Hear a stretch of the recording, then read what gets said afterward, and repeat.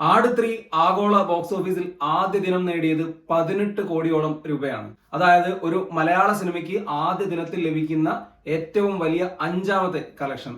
എമ്പുരാനും മരക്കാറും കുറുപ്പും ഒടിയനും പിറകിൽ അഞ്ചാം സ്ഥാനത്താണ് ആട് 3 നിൽക്കുന്നത്. കേരള ബോക്സ് ഓഫീസിൽ നിന്ന് 5.9 കോടി രൂപയാണ് ആദ്യ ദിനം നേടിയത്. ഓവർസീസ് മാർക്കറ്റിൽ UAE-യിൽ ഗംഭീര പെർഫോമൻസ് ആണ് സിനിമ നടത്തിയത്. GCCയിൽ നിന്ന് മാത്രം ഏതാണ്ട് 10 കോടിയോളം രൂപ ആദ്യ ദിനത്തിൽ ആട് 3 സ്വന്തമാക്കി. ഗൾഫിൽ നോമ്പ് ദിനമായിട്ട് പോലും ആട് 3ക്ക് വലിയ രീതിയിലുള്ള കളക്ഷനാണ് ലഭിച്ചിരിക്കുന്നത്. UAE ഒഴികെയുള്ള മാർക്കറ്റിൽ ശരാശരിക്കും താഴെയുള്ള പ്രകടനമാണെങ്കിലും UAE-യിലെ ഗംഭീര പ്രകടനം GCC ബോക്സ് ഓഫീസിൽ വലിയ കളക്ഷൻ ആദ്യ ദിനത്തിൽ നേടാൻ സഹായിച്ചിട്ടുണ്ട്. അതുപോലെ തന്നെ UK മാർക്കറ്റിലും നല്ല രീതിയിലുള്ള പെർഫോമൻസ് ആണ് ആട് 3 നടത്തിയത്.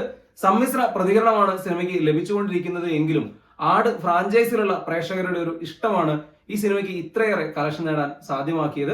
ഏതായാലും വിചാരിച്ച പോലെ തന്നെ വലിയൊരു തുടക്കം തന്നെ ആട് 3ക്ക് ലഭിച്ചിട്ടുണ്ട്.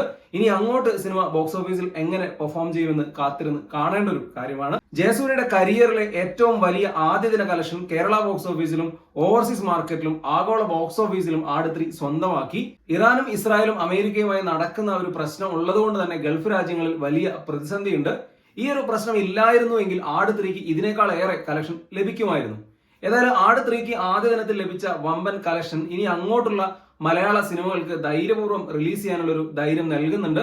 ഏതായാലും കാത്തിരുന്ന് കാണാം ഇനി അങ്ങോട്ടുള്ള റിലീസുകളും അതുപോലെ തന്നെ ആട് 3യുടെ ബോക്സ് ഓഫീസ് പ്രകടനവും ഒക്കെ.